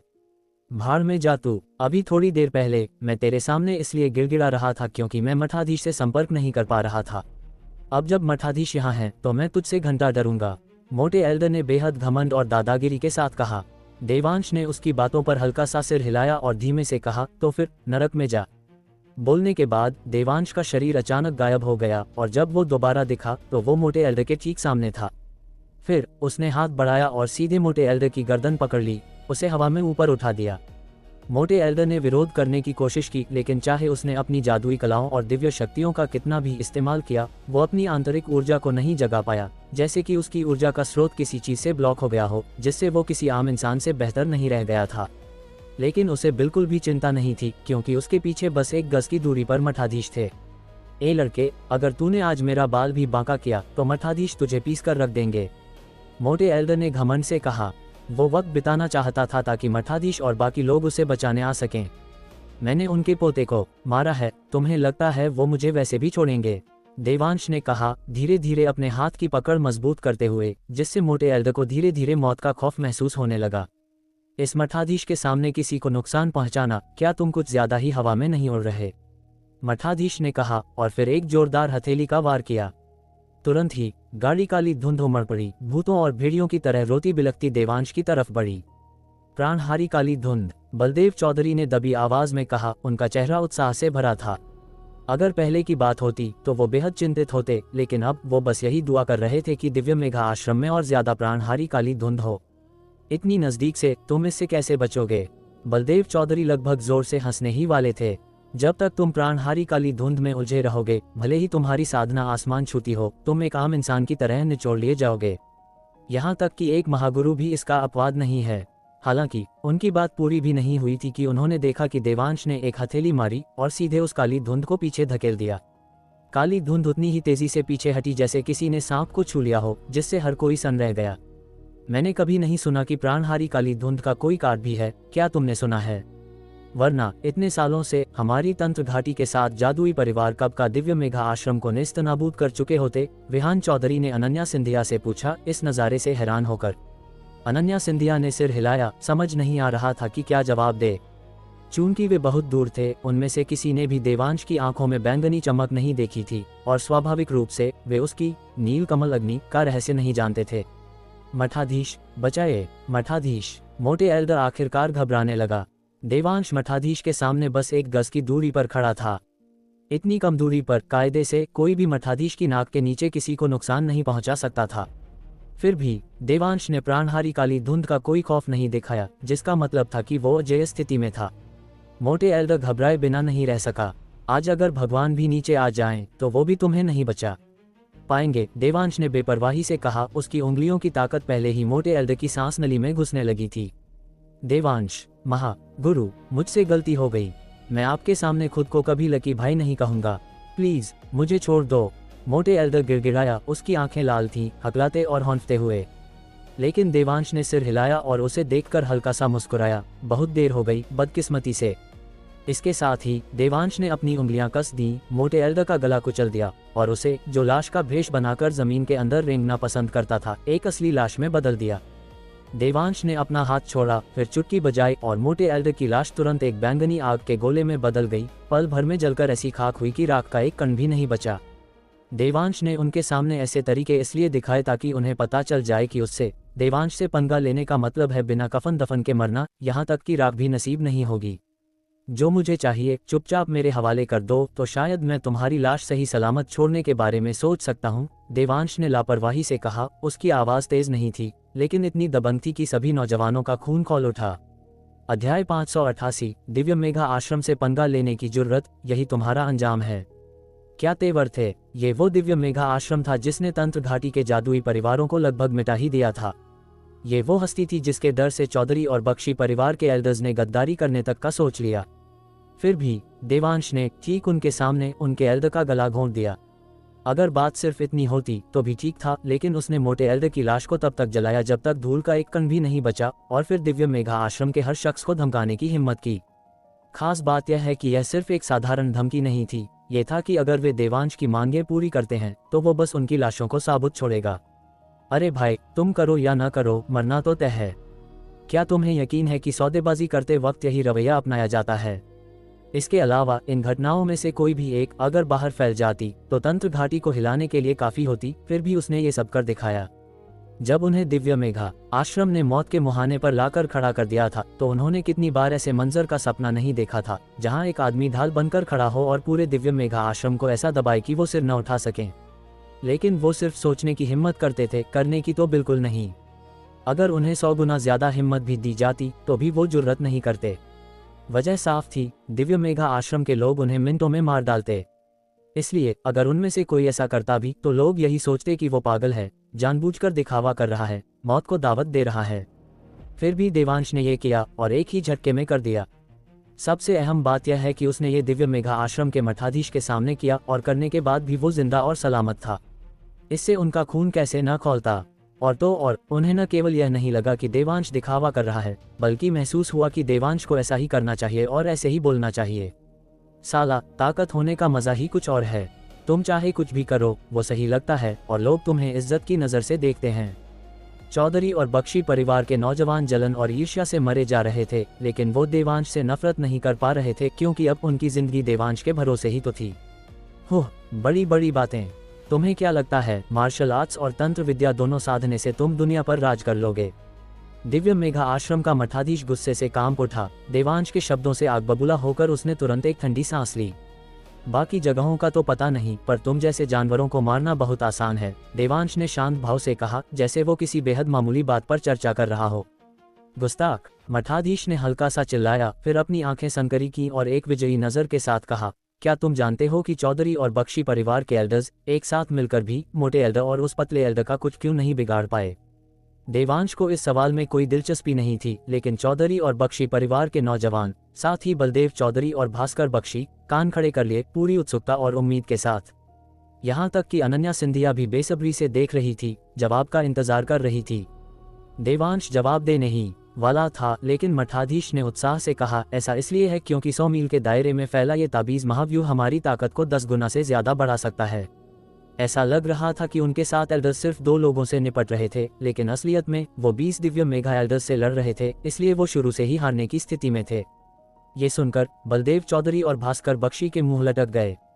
कोई ताज्जुब नहीं कि शुरू से ही मुझे लगा कि वे दोनों अविश्वसनीय रूप से ताकतवर थे, हमारी खुफिया जानकारी से बिल्कुल अलग। मुझे नहीं लगा था कि यह सब इस ताबीज महाव्यूह की वजह से था। भास्कर बख्शी ने सिर हिलाया और आह भरी, उनका चेहरा नाकामी से भरा था। अगर ये ताबीज महाव्यूह न होता तो हमारे बख्शी परिवार की अनंत रूप दिव्य वज्रकला उस मरियल जानवर को जरूर भून डालती। यशवंत बख्शी ने भी अपनी छाती पिटी और पैर पटके। बख्शी परिवार के निराश एल्डर्स की तुलना में उनके परिवार के नौजवान कहीं ज्यादा उत्साहित थे, क्योंकि उनकी राय में उनके बख्शी परिवार का पुश्तैनी खजाना उतना बेकार नहीं था, बल्कि दुश्मन ने बेईमानी की थी, इसी वजह से वे उस पतले एल्डर को मारने में नाकाम रहे। अंत में हम ही लापरवाह थे। मैं हार मानता हूँ। दिव्य मेघा आश्रम जिंदाबाद। बलदेव चौधरी ने एक लंबी आह भरी, एक बार फिर सबसे पहले अपना सिर झुकाते हुए।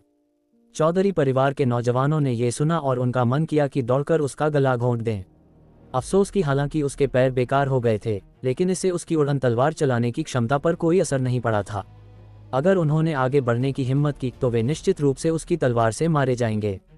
इसलिए वे केवल बलदेव चौधरी को घूर कर देख सकते थे, उम्मीद कर रहे थे कि अपनी नजरों से ही उसे मार डालें। तो ओ देवांश, अब समझ आया, जब तक तुम इस महाव्यूह के अंदर हो, तुम हमारे दिव्य मेघा आश्रम का कुछ नहीं बिगाड़ सकते। हा। अपनी बात पूरी करने के बाद मठाधीश ने सिर पीछे फेंका और जोर से हंसे, जैसे कि उन्होंने देवांश को अपनी हथेली में नचा लिया हो। हालांकि उनकी हैरानी का ठिकाना न रहा जब देवांश को ये खबर पता चली, तो उसने न केवल कोई घबराहट नहीं दिखाई, बल्कि उसके चेहरे पर शिकन तक नहीं आई। मठाधीश ये देखकर सन रह गए, फिर शायद कुछ सोचा और फिर हंसे। कैसा लगा? डर के मारे सिट्टी पिट्टी गुम हो गई। चिंता मत करो, तुम मार्शल आर्ट्स और जादू दोनों की साधना करते हो, दोनों में महागुरु हो। आखिर 1000 सालों में तुम पहले इंसान हो। मैं तुम्हें सिर्फ इसलिए नहीं मारूंगा कि तुमने मेरे पोते को मारा है। जब तक तुम विरोध करना छोड़ दो और मुझे अपने शरीर में प्रेत विष कीड़ा डालने दो, आज से तुम दिव्य मेघा आश्रम में मेरे बाद दूसरे नंबर की हैसियत रखोगे। क्या कहते हो? नहीं। दिव्य मेघा आश्रम देवांश को अपने काबू में करके उसे अपना एक सुपर जल्लाद बनाने की योजना बना रहा है, विहान चौधरी ने बिना रुके चिल्लाकर कहा, जिससे वहां मौजूद हर कोई चौंक गया। प्रेत विष कीड़ा, वो क्या है? देवांश ने भी विहान चौधरी की बात सुनी, इसलिए उसने पीछे मुड़कर पूछा। इससे पहले कि विहान चौधरी बोल पाता, मठाधीश ने पहले कहा, ऐसी चीज जो तुम्हारी ताकत बढ़ा सकती है, इसका तुम पर कोई बुरा असर नहीं होगा। बोलते समय मठाधीश के चेहरे पर भी मुस्कान थी, साफ तौर पर वो उम्मीद कर रहे थे कि देवांश मान जाएगा। लेकिन विहान चौधरी चिल्लाया, यह एक घटिया चाल है जो दिव्य मेघा आश्रम दूसरों को नचाने के लिए इस्तेमाल करता है। एक बार प्रेत विष कीड़े का शिकार हो गए तो भले ही तुम महागुरु हो, तुम उनकी कठपुतली बन जाओगे। वो तुमसे हत्याएं करवाएंगे, भले ही वो अपने माँ बाप का कत्ल ही क्यों न हो। तुम जरा भी नहीं हिचकोगे और अपनी सारी इंसानियत खो दोगे। बकवास बंद कर, मठाधीश ने कहा और फिर अपनी हथेली मारी और अनगिनत प्रेत आत्माएं काली धुंध में बदल गईं, विहान चौधरी की तरफ लपकीं। इसकी गति इतनी तेज थी कि लोग प्रतिक्रिया भी नहीं कर पाए। खत्म, विहान चौधरी ने अपनी आंखें फाड़कर चिल्लाया जब उसने ये देखा, ये सोचते हुए कि उसकी जिंदगी अब खत्म होने वाली है। सिर्फ वही नहीं बल्कि बलदेव चौधरी ने भी ताना मारा, बेवकूफ, दिव्य मेघा आश्रम से पंगा लेने की जुर्रत, यही तुम्हारा अंजाम है। धड़ाम, भीड़ के बीच एक जोरदार धमाका हुआ और भारी झटके ने हर किसी का संतुलन बिगाड़ दिया। जब उन्होंने खुद को संभाला और विहान चौधरी की तरफ देखा तो पाया कि वो अभी भी बिना किसी खरोंच के खड़ा था और उसके सामने वो दुबला पतला सा लड़का खड़ा था, लगभग 100 गज की दूरी, और वो पलक झपकते ही यहाँ पहुँच गया। क्या उसे भी दिव्य उल्का चाल आती है? नहीं, दिव्य उल्का चाल की दूरी इतनी दूर तक नहीं पहुँचती। इसका मतलब है उसकी चाल दिव्य उल्का चाल से कहीं ज्यादा आगे की है। अध्याय 589, यही है तुम्हारी 10 गुना बढ़ी हुई ताकत। वहां मौजूद हर कोई, जिसमें दिव्य मेघा आश्रम के लोग भी शामिल थे, इस नज़ारे को देखकर हक्के बक्के रह गए। सोचिए तो, दिव्य उल्का चाल पहले ही स्थानिक जादू कलाओं में सबसे ऊपर मानी जाती थी। यहाँ तक कि तंत्र घाटी के जादुई परिवारों के दिग्गजों ने भी दिव्य मेघा आश्रम के लोगों को इसका इस्तेमाल करते हुए शायद ही कभी देखा था। इसका मतलब यह है कि दिव्य मेघा आश्रम के भीतर भी हर किसी को दिव्य उल्का चाल सीखने का मौका नहीं मिलता था, और अगर कोई सीख भी ले तो जरूरी नहीं कि उसे उसमें महारत हासिल हो जाए। ये कैसे मुमकिन है? उस पतले एल्डर ने सदमे में चिल्लाया, फिर अविश्वास भरे चेहरे के साथ कहा, दिव्य उल्का चाल की साधना में मेरा हुनर पूरे दिव्य मेघा आश्रम में माना जाता है, लेकिन मैं भी करीब 100 साल की साधना के बाद ये कहने की हिम्मत नहीं कर सकता कि मैंने दिव्य उल्का चाल में पूरी महारत हासिल कर ली है। हर टेलीपोर्टेशन केवल 10 गज के दायरे में हो सकता है और पलक झपकते ही 100 गज दूर जाना तो बिल्कुल नामुमकिन है। तुमने ये कैसे किया? पतले एल्डर की बातें सुनकर पहले से ही हैरान भीड़ और भी ज्यादा खौफजदा हो गई। उस पतले एल्डर ने 100 साल तक साधना की और केवल कच्ची पक्की दिव्य उल्का चाल ही सीख पाया। देवांश की उम्र ही क्या थी कि उसने दिव्य उल्का चाल से भी गहरी स्थानिक जादू कलाओं और दिव्य शक्तियों में महारत हासिल कर ली। ये सोचते ही देवांश की तरफ सभी की नजरों में तुरंत श्रद्धा भर गई। दिव्य उल्का चाल, ऐसी रद्दी तकनीक तो बस देखकर ही आ जाती है। क्या इसके लिए 100 साल बर्बाद किए? देवांश ने कहा, पूरी तरह से निशब्द कर देने वाली ईमानदारी के साथ, जो किसी को भी चिढ़ाने के लिए काफी थी। उद्धरण चिन्ह ... उद्धरण चिन्ह। वहां मौजूद हर कोई ये शब्द सुनकर बिना किसी अपवाद के पूरी तरह सन्न रह गया। बस देखकर सीख लिया। भले ही तुम मार्शल आर्ट्स के महागुरु हो, तुम्हें इतना दिखावा तो नहीं करना चाहिए, है ना? अनपढ़ और जाहिल, पतले एल्डर ने उपहास किया, फिर हिकारत से कहा, दिव्य उल्का चाल दिव्य मेघा आश्रम की सर्वोच्च स्थानिक जादू कला है। पिछले 100 सालों में केवल मैंने इसमें कुछ हद तक महारत हासिल की है। तुम वास्तव में इसे रद्दी तकनीक कह रहे हो। तुम सच में कुएं के मेढक हो जिसे दुनिया की कोई खबर नहीं। देवांश ने मुस्कुराते हुए पूछा, क्या तुम जानते हो कि तुम पहले सिर्फ बख्शी परिवार के लोगों को ही क्यों मार रहे थे, लेकिन चौधरी परिवार के लोगों के पास भी नहीं फटक पाए? उद्धरण चिन्ह ... उद्धरण चिन्ह। जैसे ही ये शब्द निकले, पतले एल्डर सन्न रह गया और बख्शी परिवार के नौजवान भी सन्न रह गए। दूसरी ओर चौधरी परिवार के नौजवान उत्सुकता से भरे हुए थे, देवांश के जवाब का इंतजार कर रहे थे। तुम्हारा मतलब है? पतले एल्डर का चेहरा सदमे से भर गया और उसका जर्जर शरीर बेकाबू होकर कांपने लगा। देवांश ने सीधे जवाब नहीं दिया, बल्कि फिर से मुस्कुराते हुए पूछा, क्या तुम्हें महसूस हुआ कि हर बार जब तुम किसी चौधरी परिवार के सदस्य के करीब जाना चाहते थे तो तुम कहीं और प्रकट हो जाते थे, जिससे तुम्हें खुद पर ही शक होने लगा? तो ये तुम थे, ए लड़के, जो खेल खेल रहे थे? मैं भी सोचूं। रुको, दिव्य उल्का चाल एक उच्च स्तरीय स्थानिक जादू कला है, तुम इसमें दखल कैसे दे सकते हो? तुम दखल नहीं दे सकते। पतले एल्डर पूरी तरह चकरा गया था। उसने पहले सोचा था कि चौधरी और बख्शी परिवार के एल्डर्स दखल दे रहे थे, इसलिए उसने इस पर ध्यान नहीं दिया था, लेकिन उसने कभी नहीं सोचा था कि यह सब देवांश का किया धरा था। क्या ये सच हो सकता है, जैसा कि उसने कहा कि दिव्य उल्का चाल ऐसी चीज थी जिसे वो बस देखकर सीख सकता था? लेकिन ये कैसे मुमकिन था?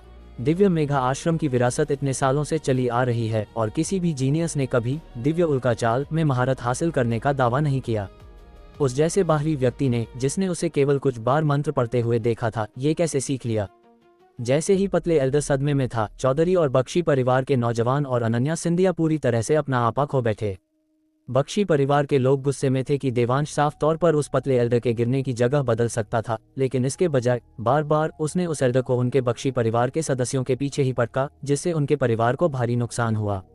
लेकिन ये सोचकर कि उन्होंने पहले देवांश का मजाक उड़ाया था, उनकी कुछ और कहने की हिम्मत नहीं हुई। बस पछतावा हो रहा था कि उन्होंने उस समय देवांश के लिए आवाज क्यों नहीं उठाई। अगर ऐसा होता तो शायद अब उन्हें भी देवांश की सुरक्षा मिल पाती, ठीक वैसे ही जैसे चौधरी परिवार के नौजवानों को मिली थी। जहां तक चौधरी परिवार के सदस्यों का सवाल था, वे अविश्वसनीय रूप से खुशकिस्मत थे कि उन्होंने पहले देवांश का साथ दिया था, जिसकी वजह से उनकी किस्मत चमक गई। नेकी कर दरिया में डाल, ये कहावत वाकई सच थी। इस पल अनन्या सिंधिया को आखिरकार समझ आया कि वो पहले सोचती थी कि चौधरी परिवार के लोग उसकी रक्षा कर रहे थे, लेकिन उसने कभी नहीं सोचा था कि शुरू से अंत तक वो चौधरी परिवार के लोगों की रक्षा कर रहा था। उस मंजर को याद करते हुए जहां उसने एक बार कहा था कि अगर वो किसी खतरे में पड़ी तो वो उसकी रक्षा करेगा, लेकिन उसने उसे मुंगेरी लाल के हसीन सपने देखने वाला कह दिया था, अनन्या सिंधिया का चेहरा शर्म से लाल हो गया। उसे बहुत शर्मिंदगी महसूस हुई। विहान चौधरी ने भी इस पल सीधे बात की, पूछा, देवांश तुम आखिर किस मिट्टी के बने हो यार? कहीं माँ के पेट से ही साधना शुरू नहीं कर दी थी? देवांश ने ये सुना और मुस्कुराया, पेट में साधना काफी नहीं है, मैं 1 लाख साल से साधना कर रहा हूँ। उद्धरण चिन्ह ... उद्धरण चिन्ह। विहान चौधरी यह सुनकर सन्न रह गया, फिर हंसा और गाली देते हुए बोला, साले, फिर से फेंकने लगा। देवांश को उसके साथ मजाक करते देख विहान चौधरी समझ गया कि देवांश उसे सच में दोस्त मानता है। अगर वो लिहाज करता रहा तो यह अजीब लगेगा, इसलिए वो हमेशा की तरह हंसकर और गाली देकर बोला। देवांश ने इसकी सफाई नहीं दी, बल्कि दिव्य मेघा आश्रम के मठाधीश की तरफ देखा और पूछा, क्या तुम जानते हो कि मैं उस मरियल को ये सब क्यों समझाना चाहता था? दिव्य मेघा आश्रम के मठाधीश ने यह सुनकर माथे पर बल डाला। उन्हें धुंधला सा महसूस हुआ कि कुछ गड़बड़ है, लेकिन समझ नहीं पा रहे थे कि वास्तव में क्या गलत है, इसलिए वे केवल देवांश को बारीकी से देख सकते थे, पूरी तरह से चौकन्ने होकर। क्योंकि कोई तोहफा दे तो उसे लौटाना चाहिए, वरना बदतमीजी मानी जाती है। चूंकि तुमने चौधरी परिवार के लोगों पर हाथ उठाया तो मुझे भी शिष्टाचार निभाने के लिए तोहफा लौटाना ही पड़ेगा, इसलिए मैंने उसे ये बातें बताई ताकि वो सुकून से मर सके, बस इतना ही। गड़बड़ है, एल्डर भागो, मठाधीश तुरंत चिल्लाए। हालांकि इससे पहले कि वो अपनी बात पूरी कर पाते, देवांश पहले ही उस पतले एल्डर के सामने प्रकट हो चुका था। पतले एल्डर ने भी तेजी से प्रतिक्रिया दी। देवांश की बात सुनते ही उसने तुरंत दिव्य उल्का चाल का इस्तेमाल किया और उसका शरीर चमका, अपनी जगह पर केवल काली धुंध का एक बादल छोड़ गया। जैसे ही वो पतले एल्डर देवांश की पकड़ से भागने वाला था, देवांश ने उम्मीद के विपरीत अपना हाथ काली धुंध में डाल दिया, और बस ऐसे ही सबके देखते देखते उसने वास्तव में उस गायब हो चुके एल्डर को काली धुंध से जबरदस्ती बाहर खींच लिया। ये कैसे मुमकिन है? आखिर क्या? पतले एल्डर ने सदमे में चिल्लाया। उसके शब्द अधूरे रह गए, क्योंकि देवांश ने उसका सिर पकड़ा और नीचे दबा दिया, अपने उठे हुए घुटने पर दे मारा। एक जोरदार धड़ाम के साथ उस पतले एल्डर का सिर, जिसे अनंत रूप दिव्य वज्र कला भी नहीं भेद पाई थी, तरबूज की तरह फट गया और वो तुरंत ही परलोक से धार गया। और उसके शरीर के भीतर से काली धुंध का एक बादल तेजी से बाहर निकला। उसके भूत भागने की कोशिश कर रहे थे, लेकिन देवांश ने हाथ बढ़ाया और उसे पकड़ लिया, सीधे काली धुंध को कुचल दिया और उसकी आत्मा तक को राख कर दिया। ये खत्म नहीं हुआ था। देवांश ने वही पैंतरा दोहराया। चुटकी बजाते ही उस पतले एल्डर की लाश भी पूरी तरह राख में बदल गई। देवांश के बोलना बंद करने से लेकर उस एल्डर की लाश के पूरी तरह गायब होने तक 1 सेकंड से भी कम समय लगा था। असल में मठाधीश ने उसे भागने के लिए कहना भी पूरा नहीं किया था कि उससे पहले ही वो हवा में गायब हो चुका था। हर कोई देवांश को ऐसे देख रहा था जैसे वो कोई राक्षस हो। उनकी आंखों में अब सिर्फ श्रद्धा नहीं बल्कि शुद्ध खौफ था। देवांश ने हालांकि केवल हल्के से अपने हाथ झाड़े, फिर 10 फीट दूर खड़े मठाधीश की ओर देखा और बड़े तिरस्कार के साथ पूछा, यही है तुम्हारी 10 गुना बढ़ी हुई ताकत? अध्याय 590। अनन्या, मौका मिलते ही भाग जाना, पीछे मुड़कर मत देखना। उद्धरण चिन्ह ... उद्धरण चिन्ह। दिव्य मेघा आश्रम के मठाधीश ये सुनकर सन्न रह गए, समझ नहीं आ रहा था कि क्या जवाब दें। वे जानते थे कि देवांश ताकतवर है, लेकिन उन्होंने कभी नहीं सोचा था कि वो इतना ताकतवर होगा। खासकर वो मंजर जहां देवांश ने उस पतले एल्डर को दिव्य उल्का चाल के बीच से जबरदस्ती बाहर खींच लिया, ये वास्तव में बहुत चौंकाने वाला था। बच्चे, ज्यादा हवा में मत उड़ो।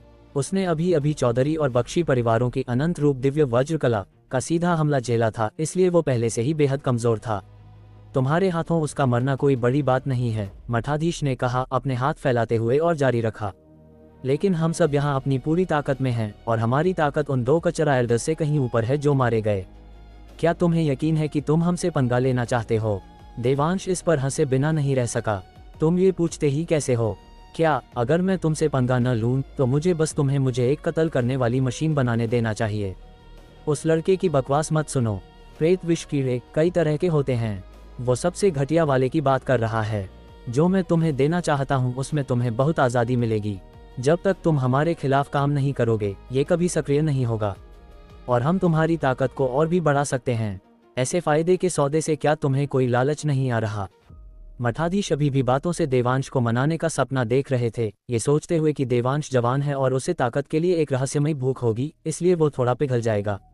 लेकिन उन्हें यह नहीं पता था कि देवांश ने अमरलोक में 1,00,000 साल तक साधना की थी। जिस ताकत का उसने गवाह दिया था वो उनके इस छोटे मोटे दिव्य मेघा आश्रम की सोच से परे थी। मेरी ताकत बढ़ाओगे? देवांश फिर से अपनी हंसी नहीं रोक पाया। तुम्हारी बातें उतनी ही हास्यास्पद हैं जैसे कोई भिखारी एक अरबपति से कहे मैं तुम्हें बहुत अमीर बना सकता हूँ। तो इसका मतलब तुम सीधी उंगली से घी नहीं निकलने दोगे, है ना? मठाधीश की आंखें तुरंत पथरा गईं। देवांश ने सिर हिलाया और गंभीरता से कहा, एक बात है जो मुझे लगता है तुमने अभी तक समझी नहीं है, और वो यह है कि मैंने शराब छोड़ दी है। इसलिए चाहे कैसी भी शराब हो मैं नहीं पीऊंगा। देवांश के बोलने के बाद उसके पैरों के नीचे की जमीन अचानक फट गई और उसका शरीर एक तोप के गोले की तरह सीधे मठाधीश की ओर झपटा ताकि उन्हें पहले ही खत्म कर सके। दिव्य मेघा आश्रम के लोगों ने भी तेजी से प्रतिक्रिया दी, लेकिन वे तुरंत मठाधीश की रक्षा के लिए आगे नहीं लपके।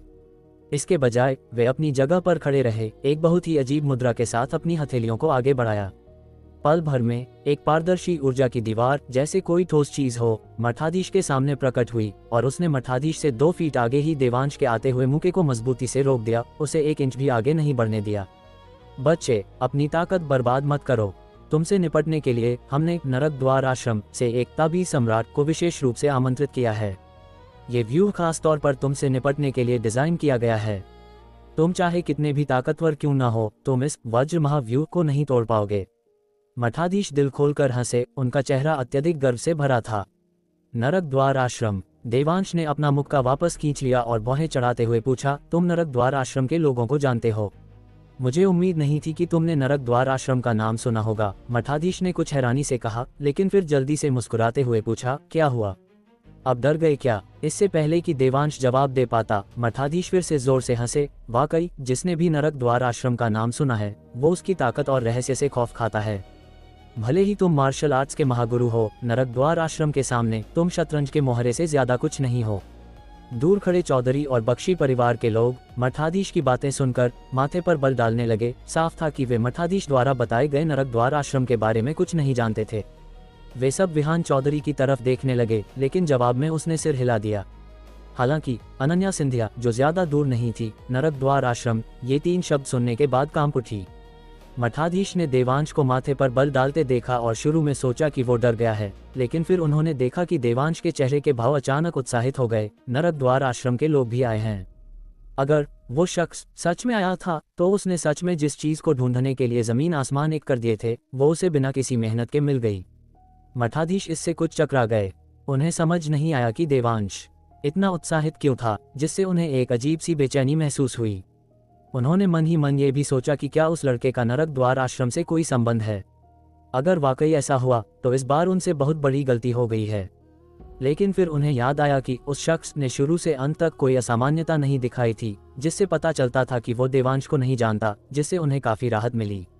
वे बस यह नहीं समझ पा रहे थे कि देवांश इतना उत्साहित क्यों था, इसलिए उन्होंने अपने बगल में खड़े ग्रैंड एल्डर और सेकंड एल्डर की तरफ देखा। सेकंड एल्डर, जो चापलूसी का उस्ताद था, तुरंत बोल पड़ा, मठाधीश, चिंता की कोई बात नहीं है। वो बच्चा पक्का डर के मारे पागल हो गया है, इसीलिए उसका मानसिक संतुलन बिगड़ गया है। ग्रैंड एल्डर ने ये सुना और उसका मन किया कि खुद को थप्पड़ मार ले। मन ही मन खुद को कोस रहा था कि वो फिर से सेकंड एल्डर से एक कदम पीछे रह गया। अगर ऐसा ही चलता रहा तो ग्रैंड एल्डर के रूप में उसकी कुर्सी बचाना शायद मुश्किल हो जाएगा। इसलिए उसने भी हड़बड़ी में तारीफ की, नरक द्वार आश्रम एक नंबर 1 संप्रदाय है। उस लड़के का डर के मारे पागल होना लाजमी है, लेकिन मुझे लगता है कि वो ये भी जानता है कि वो हमारे दिव्य मेघा आश्रम का मुकाबला नहीं कर सकता, इसीलिए वो इतना बौखलाया हुआ है। उनकी बातें सुनकर मठाधीश को तुरंत काफी राहत महसूस हुई। लगा कि वो पहले से ज्यादा काबिल हैं। हालांकि जो लोग दूसरी तरफ थे, जिनमें देवांश भी शामिल था, इस नज़ारे को देखकर आहें भरने से खुद को नहीं रोक पाए, यह महसूस करते हुए कि जहां इंसान है वहां राजनीति तो होगी ही। यहाँ तक कि दिव्य मेघा आश्रम जैसे दुष्ट संप्रदाय में भी चमचे थे और वे इसके लिए एक दूसरे से लगातार मुकाबला भी करते थे, जो वास्तव में दयनीय था। ओ देवांश, चूंकि तुम जानते हो कि नरक द्वार आश्रम का हमारे साथ लेन देन है, तो तुम्हें अब हमारे दिव्य मेघा आश्रम की ताकत पर भरोसा करना चाहिए, है ना? क्या कहते हो? क्या तुम हमारे साथ शामिल होने पर विचार करना चाहते हो? नरक द्वार आश्रम के आशीर्वाद के साथ मुझे यकीन है मठाधीश अभी भी देवांश को अपनी तरफ करने की कोशिश जारी रखना चाहते थे, लेकिन इससे पहले कि वे अपनी बात पूरी कर पाते, देवांश ने उन्हें बीच में ही रोक दिया। देवांश ने जिद और गंभीर भाव से पूछा, मैं एक बार और पूछ रहा हूँ, क्या नरक द्वार आश्रम के लोग आ गए हैं? उसकी दिव्य दृष्टि फैली हुई थी, लेकिन उसे अभी भी कुछ असामान्य पता नहीं चला था, इसलिए उसे फिर से पूछना पड़ा। लगता है तुम्हें अभी भी यकीन नहीं है कि हमारा नरक द्वार आश्रम के साथ लेन देन है। मठाधीश ने सिर हिलाया और मुस्कुराए, फिर कहा, क्या तुम तभी हमारे साथ शामिल होगे जब तुम नरक द्वार आश्रम के किसी व्यक्ति को देख लोगे? मैं शामिल होता हूँ या नहीं, ये दूसरी बात है। पहले मुझे बताओ कि वो शख्स कौन है। देवांश उस शख्स की पहचान जानना चाहता था, ताकि जब वो बाद में कार्रवाई करे तो वो उस शख्स की जान बख्श सके, ताकि उसे नरक द्वार आश्रम तक ले जाया जा सके। वरना अगर उसने गलती से उस आदमी को भी मार दिया तो सुराग ढूंढना केवल गरुड़ कमांडो फोर्स के पास जाकर ही मुमकिन होगा। ऐसा नहीं था कि वो गरुड़ कमांडो फोर्स के पास नहीं जा सकता था, लेकिन अगर कोई सीधा रास्ता था तो निर्णायक और तेज होना सबसे अच्छा था, ताकि देरी और बदलाव से बचा जा सके जो उसे अचानक हुए स्वभाव में बदलाव के पीछे की सच्चाई खोजने से रोक सकते थे। ठीक है, तुम्हें बताने में कोई हर्ज नहीं है। वैसे भी अगर तुम हमारे साथ शामिल नहीं होते तो अंत में तुम मौत से नहीं बचोगे। मठाधीश ने कुछ पल सोचा और फिर फैसला किया, जयंत सेठ, चूंकि वो लड़का आपको देखना चाहता है तो आप सामने आकर उसे दर्शन क्यों नहीं दे देते? मठाधीश के बोलने के बाद उनके पीछे की भीड़ अपने आप दोनों तरफ हट गई। इस पल अनन्या सिंधिया, हालांकि उसने अभी तक जयंत सेठ को नहीं देखा था, लेकिन वो पहले ही सूखी पत्ती की तरह काम रही थी। यह उसके बस के बाहर का एक गहरा डर था जो उसकी आत्मा से निकल रहा था। खुद को बार बार ये बताने के बावजूद कि उसकी अचल ध्यान की साधना उसे कभी डरने या पीछे हटने की अनुमति नहीं देगी, जयंत सेठ, ये दो शब्द किसी जादू की तरह लग रहे थे जिसने उसे बेकाबू रूप से खौफजदा कर दिया था।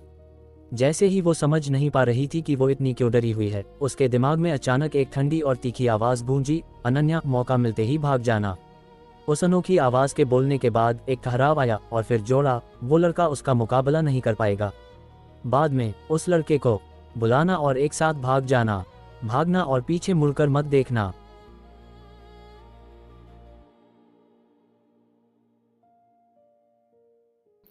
इस एपिसोड के बाद मेरे दिमाग में बस एक ही बात घूमती रही, असली डर ताकत से नहीं सच्चाई से पैदा होता है। जब देवांश ने एक एक करके सारी परतें उतारी तो मुझे लगा जैसे ताकत का मतलब सिर्फ जीतना नहीं बल्कि सामने वाले के घमंड को आईना दिखाना है।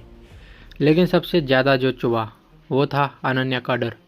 पहली बार उसके एक कदम भी पीछे नहीं वाली साधना हिलती दिखी और यही पल मुझे सबसे खतरनाक लगा।